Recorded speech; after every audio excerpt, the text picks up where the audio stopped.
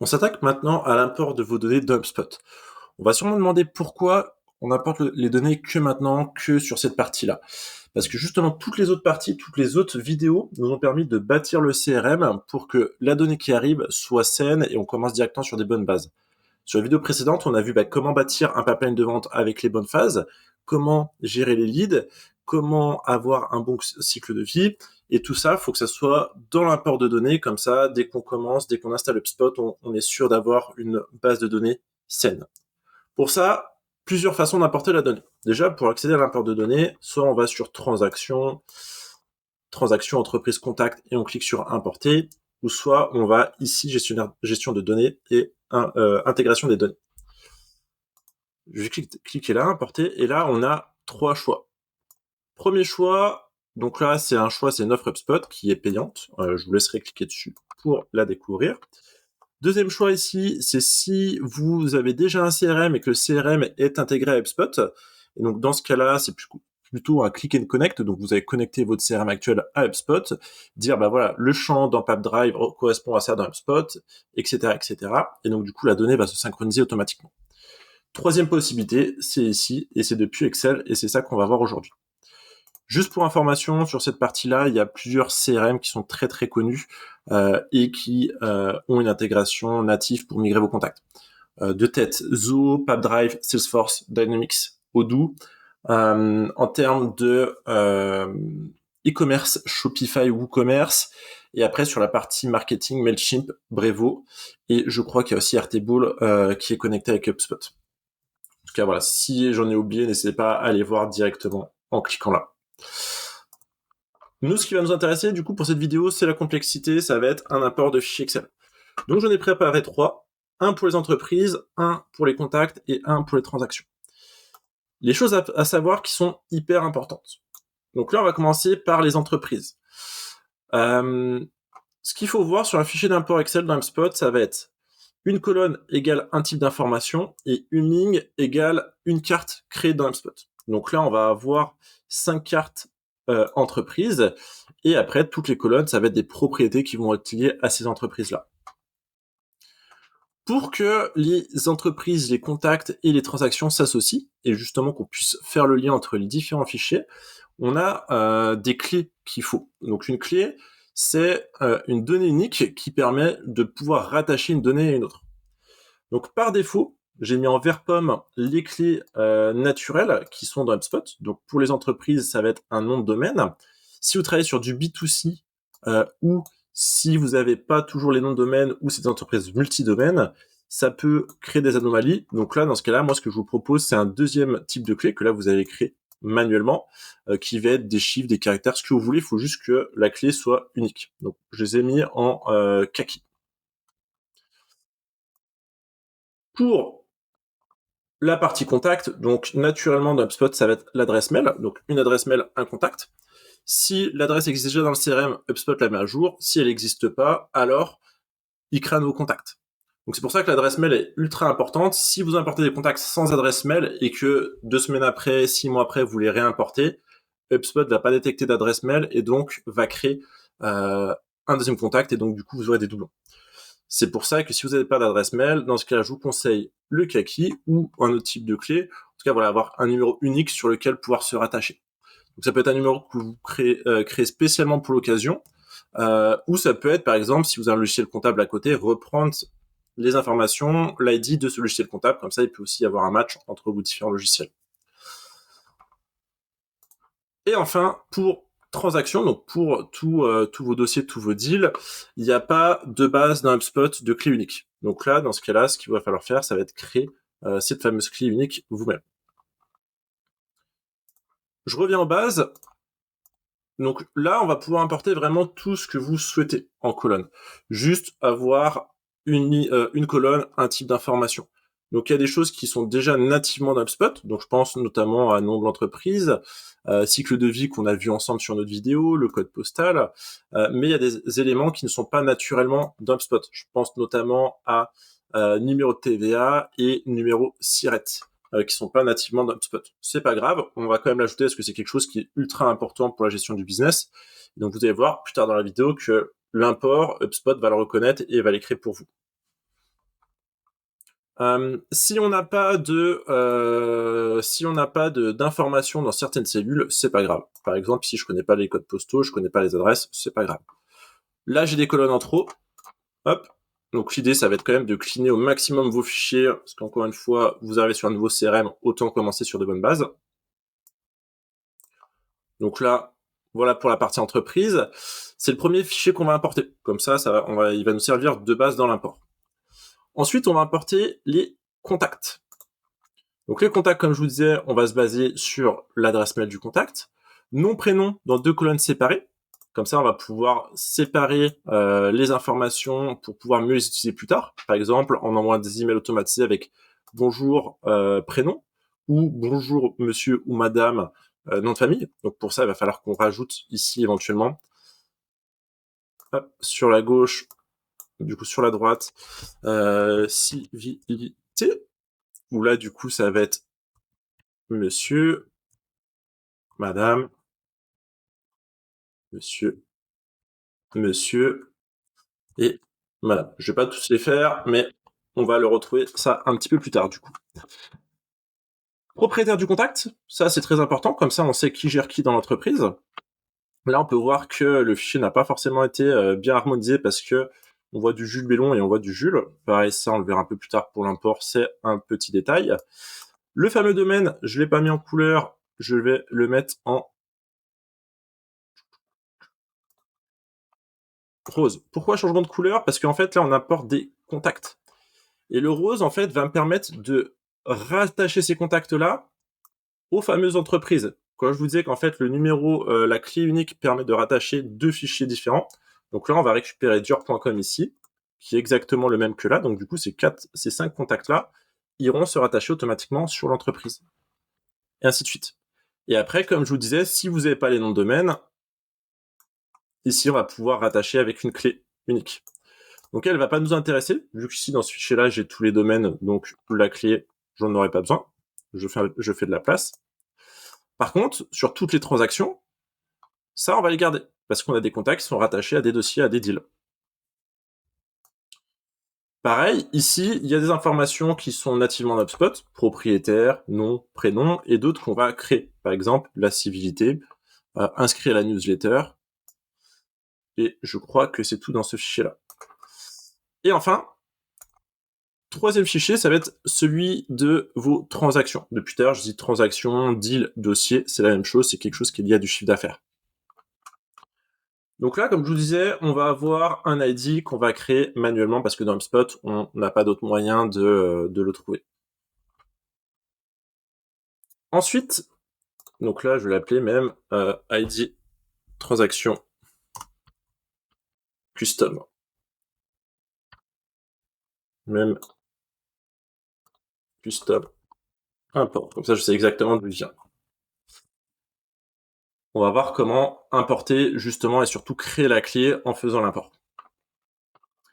Transaction, c'est un peu plus particulier parce que pour importer des choses, on a besoin de colonnes bien précises. Autant les autres fichiers ici, par exemple pour le contact, on a besoin de juste l'adresse mail. Autant pour l'entreprise, on a besoin juste du domaine, si c'est notre clé unique. Transaction, c'est un peu différent. On a besoin du nom de la transaction, qui est obligatoire. On a besoin du pipeline et de la phase, qui sont obligatoires, et qui doivent matcher avec ce qu'on a créé dans les précédentes vidéos. Le montant, je crois, qui est obligatoire. Si vous l'avez pas, n'hésitez pas à mettre 0. Et la date de fermeture. Date de fermeture n'est pas obligatoire. Moi, je la recommande énormément. Comme je vous disais sur l'autre vidéo, date de fermeture. Quand la transaction n'est pas encore gagnée, est en cours, toujours dans le futur. Ça permet d'avoir un prévisionnel de quand est-ce qu'on prévoit que le prospect s'engage. Et quand c'est quelque chose qui a été soit gagné, soit perdu, sur la date du moment où ça a été gagné, la date du moment où ça a été perdu, comme ça on a une vision dans le passé, soit pour la relance, pour le perdu, soit pour tout ce qui est rapport sur le chiffre d'affaires, sur ce qui a été gagné. Ensuite, bien sûr, la partie propriétaire. Et là, il y a plusieurs choses que moi j'ai créées. Donc tout ça, hop, ce sont des propriétés que j'ai créées de façon custom. Ça me permet d'avoir un forecast, en tout cas l'avis du commercial par rapport à la signature. Ici, le sentiment de la relation, j'ai une petite mémoire, au bout de 6 mois, j'ai peut-être oublié la relation que j'avais, surtout s'il y a plusieurs personnes qui tournent autour du deal. Et là, on est vraiment sur un truc qui est très custom à des industries particulières, le nombre de jours vendus et le TJM. Et enfin, un peu plus loin, l'association avec les contacts et l'association avec les entreprises. Là, j'ai fait très simple, ça veut dire qu'il y a un seul contact par transaction, il y a un seul contact par entreprise. Si jamais sur une transaction, il y a plusieurs contacts associés, parce que il y a beaucoup de deals, en fait, ça va être très simple, c'est que vous allez tout simplement dupliquer la ligne, par exemple celle-là. Hop, je la duplique 2 fois et je vais tout simplement, donc là on était sur quelle entreprise, hop, voilà, donc là j'ai tous mes contacts, je vais en prendre 2 au hasard, je vais prendre ces 2 numéros-là, et donc là on est sur la même entreprise, on va pas toucher, par contre les contacts sont différents. Et donc là du coup sur cette transaction-là, on aura 3 contacts associés. Mais ça va créer qu'une seule transaction, étant donné que le numéro ici est exactement le même. Hop, je supprime parce que moi je vais rester sur ce compte-là sur une seule personne associée. À partir de là, donc je vérifie, mes dossiers, enfin mes fichiers sont tous propres, je les télécharge et je peux les importer. Donc là, je vais juste télécharger le contact parce que lui, j'ai rajouté une colonne en format Excel. Ça marche aussi avec du CSV. Et on va importer un fichier. Commencer l'import. On a dit qu'on commençait par les entreprises. Suivant, on choisit le fichier. Donc, mon fichier entreprise se trouve là. Ici, on choisit, donc là, on est sur un premier import, donc on va faire importer, enfin, on va faire créer, mettre à jour. Si vous êtes à plusieurs imports de suite et vous n'êtes pas toujours sur la donnée, des fois, vous pouvez dire, bah voilà, je veux uniquement créer de nouveaux contacts, ou je veux uniquement mettre à jour, enfin, créer de nouvelles entreprises, ou uniquement mettre à jour de nouvelles entreprises. Donc, uniquement mettre à jour, ça peut éviter des doublons si vous n'êtes pas sûr de vos fichiers. Et ensuite, je vais faire suivant. Donc là, HubSpot, de façon intelligente, il comprend. Qu'est-ce qu'il comprend? Déjà, ici, on va avoir la vision de votre fichier Excel, le titre des colonnes et l'aperçu des 3 premières lignes. Là, on va être dans HubSpot. Donc là, on fait de l'import sur un seul objet entreprise. Donc cette colonne-là va pas nous intéresser, ça va toujours être entreprise. Et ici, ça va être la propriété HubSpot. Et mappé, en fait, c'est juste pour dire si le match a bien été fait. Donc là, HubSpot comprend que ça, c'est les noms de domaine. Hop, nom de domaine ici, boum, ça fonctionne. L'ID, ça par contre, il le comprend pas. ID de la transaction. Donc pour l'instant, on va pas l'importer. Je me remets juste sur mon fichier. En plus, on était mauvais, parce que du coup, ça devait être ID de l'entreprise ici. Donc lui, il nous intéresse pas, le fichier n'était pas à jour. On va tout simplement dire qu'on veut pas importer la colonne. Nom de l'entreprise, très bien, il reconnaît. Donc là, on voit qu'on a la petite clé. Donc petite clé, ça veut dire que c'est obligatoire. Compte cible, donc là, c'est pareil, c'est une propriété qui est native HubSpot, c'est pour dire que si on est focalisé sur ce compte-là, donc c'est du oui ou du non, phase de cycle de vie. Donc là, on voit qu'il y a 3 erreurs. Donc on va cliquer, puis on va voir ce que c'est. Donc opportunité, il comprend pas, donc on va dire que ça correspond à opportunité chez nous. Donc je sais pas pourquoi il comprend pas, peut-être que il y a un espace qui doit traîner, et client, pareil, on va lui dire que c'est client. Donc j'imagine que c'est des espaces qui doivent traîner sur les fichiers Excel. Propriétaire, pareil, il y a des erreurs. Marie Dupont, on la connaît pas, donc ça se trouve, elle a quitté l'entreprise. Je vais la remplacer par Pierre. À propos, il n'y a rien. Code postal, il a trouvé. Adresse postale, il a trouvé. Et public, oui, non, il a trouvé. Numéro de TVA, comme je vous disais, ça n'existait pas. Donc là, ce qu'on va faire, c'est qu'on va faire créer une nouvelle propriété. Et HubSpot va analyser les 1000 premières lignes et vous dire, bah voilà, on va l'appeler comme ça, et moi, je vous propose du texte sur une seule ligne. Donc moi, ça me va très bien. Je vais faire créer. Ensuite, numéro SIRET, pareil, ça n'existe pas dans HubSpot, donc du coup, je vais le créer. Numéro siret, il repère que c'est un nombre, donc moi ça me va très bien. Nombre, ok, nombre formaté, c'est ce que je veux, et je vais faire créer. Ensuite, tout est bon. Ici, on est sur quoi? Nombre de transactions associées, ça, j'ai pas envie d'avoir l'information, et ici, j'ai pas envie d'avoir l'information. Avant de créer des propriétés, ce que je vous propose, ce que je vous conseille surtout, c'est d'abord de défiler ici pour voir si elles n'existent pas de façon native déjà dans HubSpot. Pour moi, le fichier a l'air bon. Je sais pas pourquoi dans le fichier Excel, il a reconnu des colonnes qui étaient vides. Donc, vu qu'elles sont vides, je vais faire ne pas importer et je vais faire suivant. Format des nombres, bon, je vais essayer États-Unis et je vais importer. Donc, ça prend quelques secondes. Il n'y a pas beaucoup d'entreprises dessus. Et donc, je vais directement aller sur entreprise. Et hop, je vois du coup ces nouvelles entreprises-là qui ont été créées. On peut les ouvrir, donc par exemple, je vais ouvrir Christian Dior. Donc, il n'y a pas encore les contacts, c'est tout à fait normal. Il n'y a pas encore les transactions, c'est tout à fait normal. Et ici, il n'y a pas toutes les informations que j'ai ajoutées, étant donné que j'ai pas encore customisé la vue à l'intérieur des cartes. Mais par contre, c'est des informations qui existent. Si par exemple, si je fais modifier les colonnes et que je vais chercher les propriétés custom que j'ai créées, donc TVA et sirène,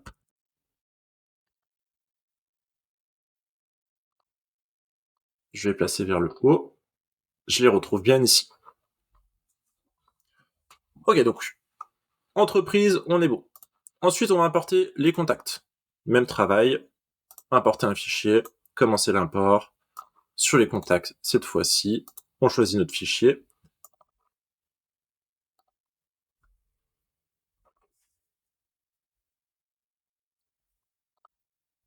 Je suis allé trop vite, parce qu'on veut importer les contacts, mais on veut que ces contacts-là soient en même temps connectés à l'entreprise. Donc, du coup, on apporte des contacts, mais on fait le lien avec les entreprises.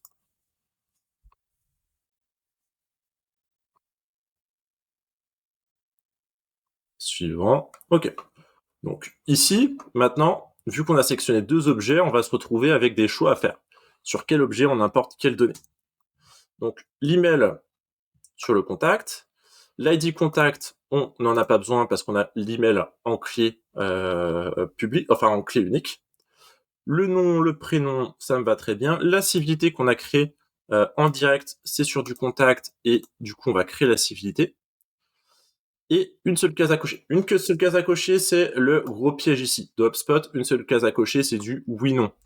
Vu que là, il y a que du monsieur et du madame, HubSpot a dû se dire pendant l'import, ok, bon, bah, c'est deux choix, donc c'est forcément du oui ou du non. Ça, faut juste le connaître. Donc là, on voit très bien qu'il a créé le oui-non. C'est pas ce qui m'intéresse. Nous, on veut un menu déroulant, et donc on veut du monsieur ou on veut du madame.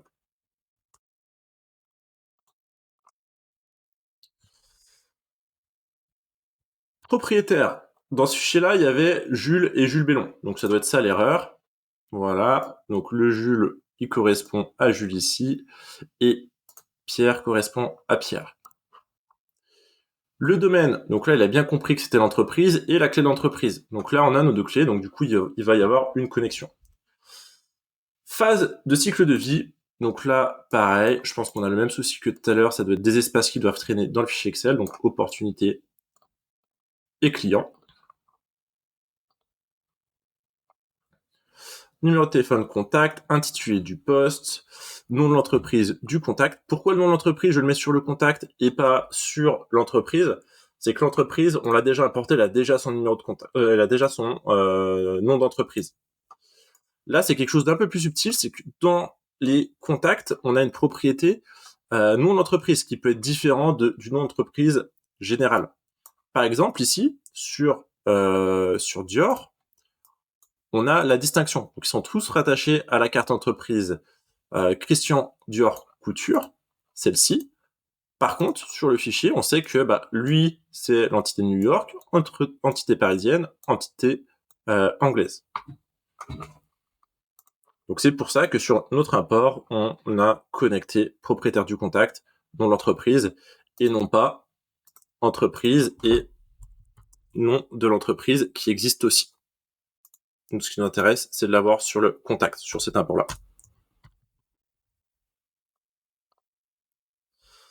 Ensuite, inscrire un newsletter, ça n'existe pas dans HubSpot, donc on va le créer.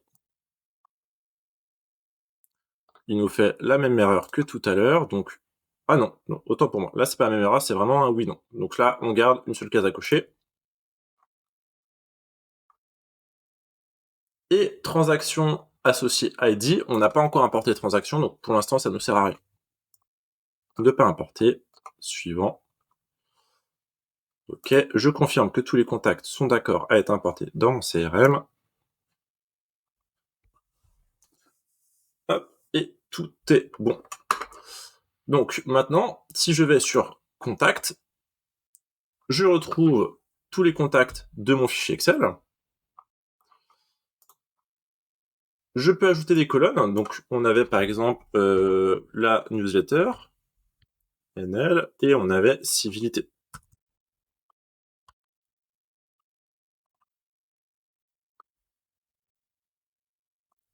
Qu'on retrouve bien. Ce que je peux ajouter aussi, donc en fait, ici il y a une différence entre toutes les propriétés qui sont entre guillemets simples ici, donc là c'est les propriétés qui sont sur les contacts, et les propriétés avec une flèche. Quand il y a une flèche, c'est qu'on fait le lien vers un autre objet. Donc là, par exemple, je vais faire le lien avec les entreprises associées. Hop. Et donc là, on voit que tous les contacts sont bien rattachés à leur bonne entreprise. HubSpot, derrière, il y a un petit peu d'IA, il y a un petit peu d'enrichissement de données. Il y en a un petit peu beaucoup, même. Et donc là, vous avez remarqué qu'automatiquement, avec le nom de domaine, il allait chercher et il allait mettre les bons logos. Si je retourne sur Christian Dior Couture, donc j'ai toujours pas actualisé ma page depuis l'import, donc là on a contact 0, j'actualise ma page, je retrouve bien mes sacs contacts directement dans la carte Christian Dior.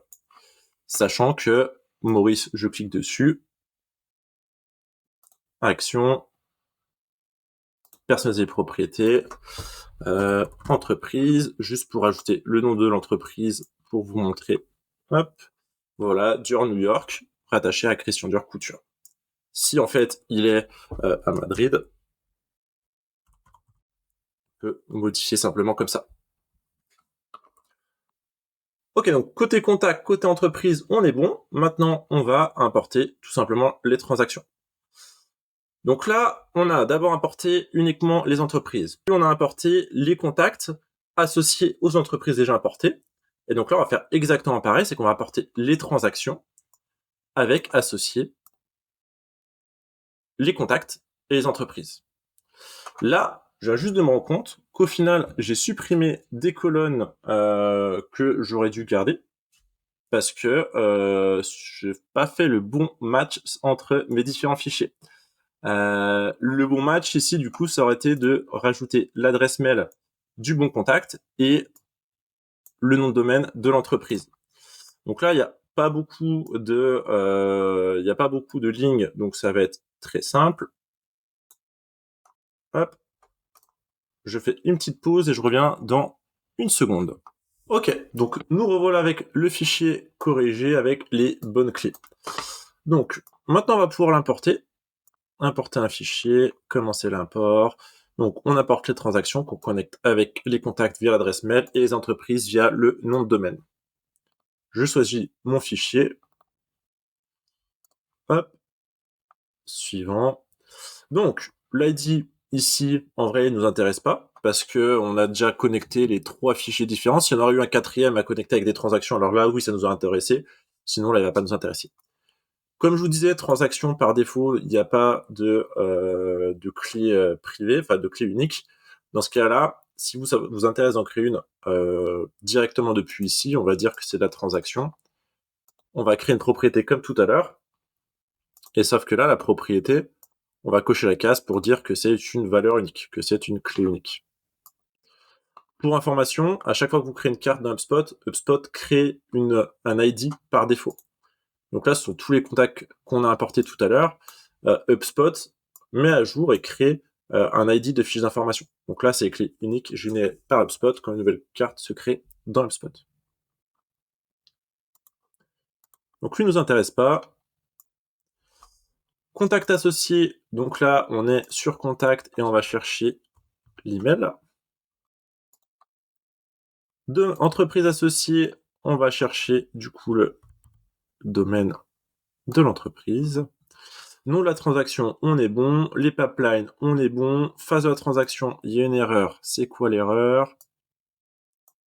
Valeur de remplacement, fermé gagné. Je crois que c'est du... Ça va être ici.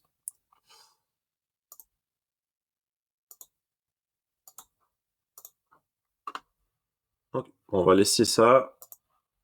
Pourquoi est-ce qu'il y a une erreur?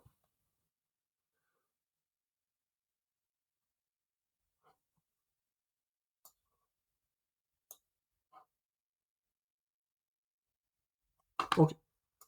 J'essaie ça. Normalement, ça ne devrait pas être handicapant. En tout cas, ça ne devrait pas bloquer tout l'export. Date de fermeture. On n'est pas sur du contact. On est sur la transaction. Enfin, tout l'import, je veux dire. Date de fermeture, on est en année. Année, mois, jour. Propriétaire. Donc, Pierre correspond à Pierre. Sentiment, ça c'est quelque chose qu'on va créer sur les transactions.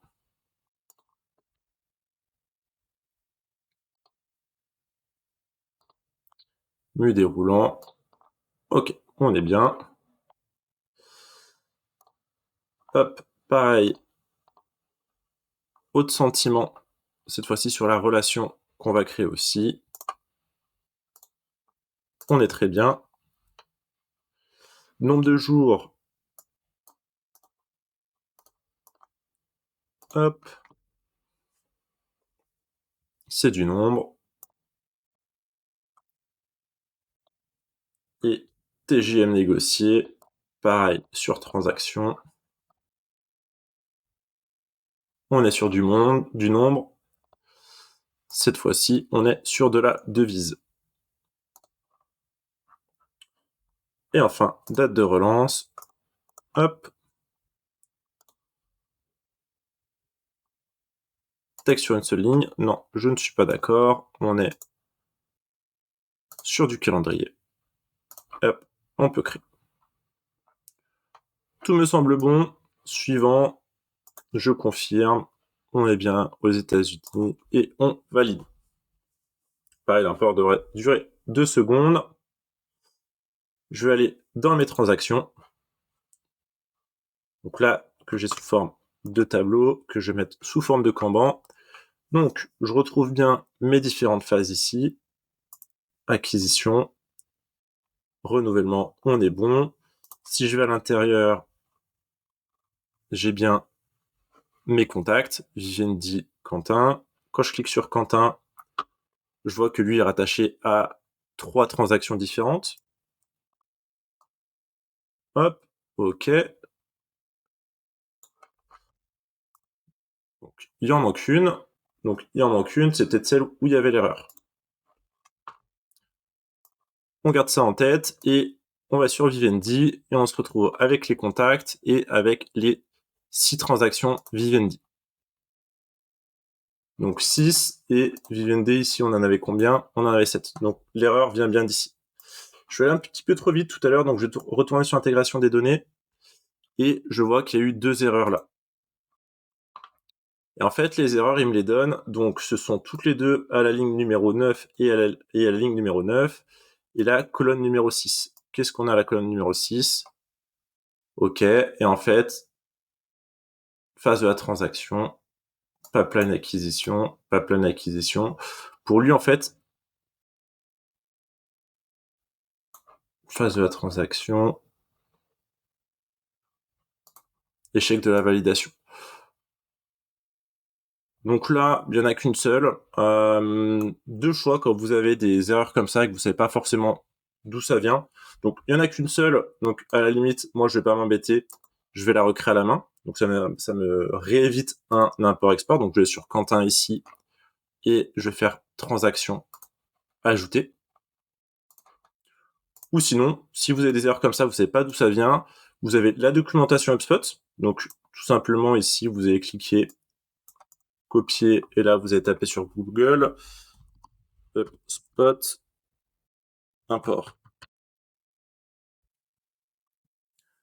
Et ici vous avez de la documentation qui peut vous aider à résoudre tous vos problèmes. Deuxième solution, parce que vous payez aussi pour ça, c'est que dans HubSpot, ici, vous avez accès au support contact.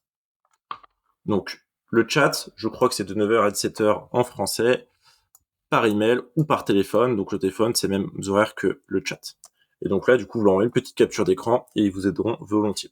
Comme vous l'avez compris, la partie importation Excel dépendra vraiment de deux choses. La première, la qualité de vos données. Et la deuxième, votre vision de rattacher différents fichiers Excel. C'est pas toujours le plus simple, n'hésitez pas à me contacter via le lien qui se retrouve sous la vidéo si vous avez besoin d'aide uniquement pour cette partie import de données, en plus que le support peut vous fournir.